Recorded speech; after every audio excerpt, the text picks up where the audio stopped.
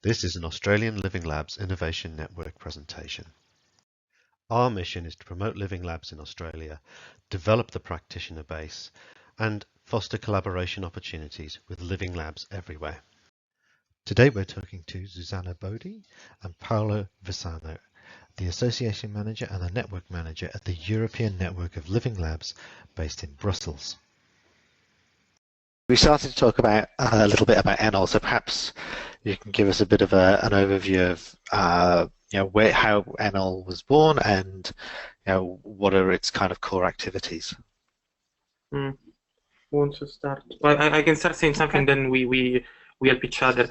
So actually, the Living Lab concept was born in a way before 2006 when ENoLL started its activities. But there were these organizations in Europe that were working in a Living Lab way that started talking to each other and feeling the need to create a place, a room, a space where they could meet, exchange knowledge and collaborate with each other. And that opportunity was given in 2006 by the Finnish presidency of the European Union. You might know that in the European Union the presidency changes, if I remember correctly, every year. Yes, so that was the year of Finland, and Finland was a country where Living Labs were already very present and active in the national and international scene. So actually there was this idea, let's say, of creating a place indeed where Living Labs could meet and collaborate. And through this effort, transforming this very new concept of Living Lab into one of the main characters of the innovation ecosystem in Europe. As at that time, open innovation was starting to become a very important concept in discussions happening in Europe. So that's how things started. Some of the first European Living Labs gathered into what became the European Network of Living Labs and started out their activities and collaborations. And this process, of course, started kind of small in 2006, but then grew very quickly, because one of the first decisions that were taken by members was the fact of opening a yearly window to accept new members on board, what we call today ENoLL waves. So year by year, a new wave was launched and new members started joining the community, and that's how the community started growing indeed very, very quickly. I just wanted to add one quick comment, because I think a later question will also refer to this, that actually the movement is started, as Paolo was mentioning, during the Finnish presidency, but also we have to say that the whole idea is thanks to European funded project. So that was really the baseline to start this network, and this happens still today, and that's one of the reasons that also ENoLL is still engaged in this kind of framework projects, horizon projects, because as the legacy of the project or the sustainability and exploitation path can be to build on a foundation, and this is how ENoLL was started. And then it was backed up and then supported by the Finnish presidency and the founding partners. And perhaps what we can also add to give an extra element is that during the first years, so from 2006 to 2010, we could define the association, that was not an association at that time, as indeed a spontaneous collaboration. It was a foundation. A foundation, indeed. Then at some point, the need of having a more structured house was felt by several members, and that's why in 2010 the idea of creating an association was put in place and then done. So coming up 10 years later, well, 11 years now to 2017, what are ENoLL's core activities now? Cool. I can start. Yeah, that's a long list, but the list is long because I think we kept everything from the past and then we just build on it, and that is shown also, I think, in the current stuff of the ENoLL office. So we are growing Well, one very strong path is this qualification that I was mentioning earlier. So to register new living labs who want to be part of this community and to learn even new findings when it comes to research and to exchange best practices.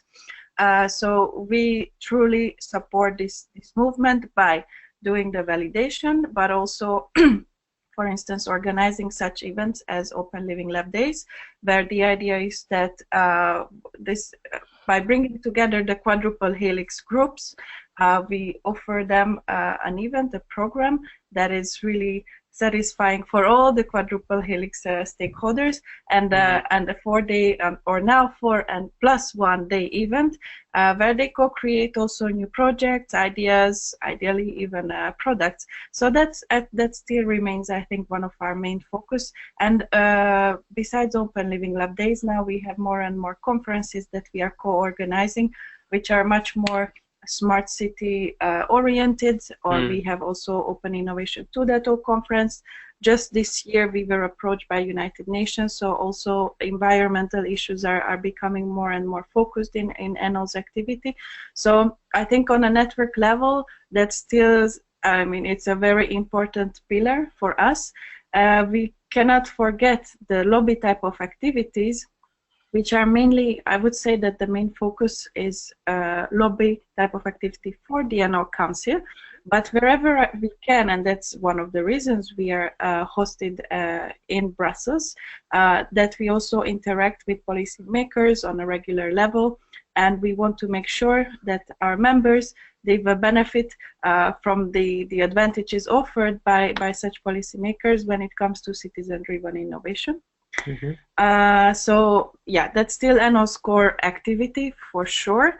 And then the participation in these mentioned horizontal projects and transnational experimentations, pilots, that's another important path for us that also mainly ENoLL members, but also ENoLL office supports with different type of activities. Sometimes it's the dissemination, the exchanges of best practices or knowledge transfer, but also we facilitate the testing and the real life experimentation through our labs in workshop settings, or some cases it's a longer experience. Well, indeed, we will continue listing down activities for half an hour. I just had a few other bullet points.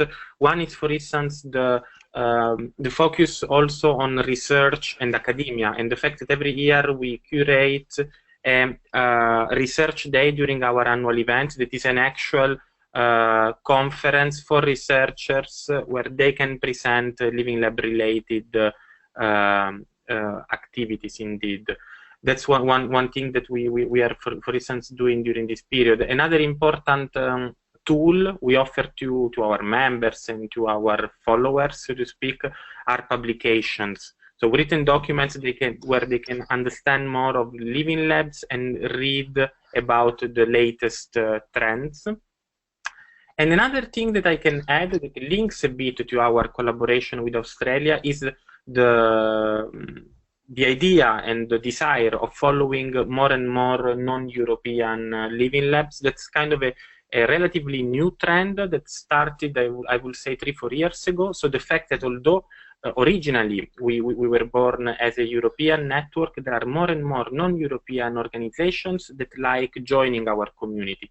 And since we are sons and daughters of the Open Innovation family, our doors are kept open towards everybody. And but this means, of course, an extra layer of complexity, an extra challenge, but that we take very positively, to integrate both European and non-European activities into our daily to-dos. Yeah, I think sometimes we even learn more from these kind of exchanges, because culturally there is a difference, and also because of our history, and it's very, very valuable for all our labs, I think. And also for us, it's very exciting. Well, I was going to say, I was definitely going to add to the list all your support for the all-in initiative. So, I mean, ENoLL as a whole and you two personally have done a tremendous amount, so thank you.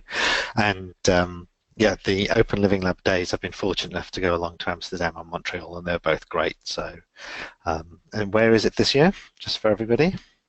It is in Krakow, Poland, last week of August, and we are very excited. It's hosted by Krakow Technology Park. Fantastic venue. I was so lucky to visit it just recently, and they will give a lot of surprises to all the participants. So you're very welcome to join this year again. Wonderful.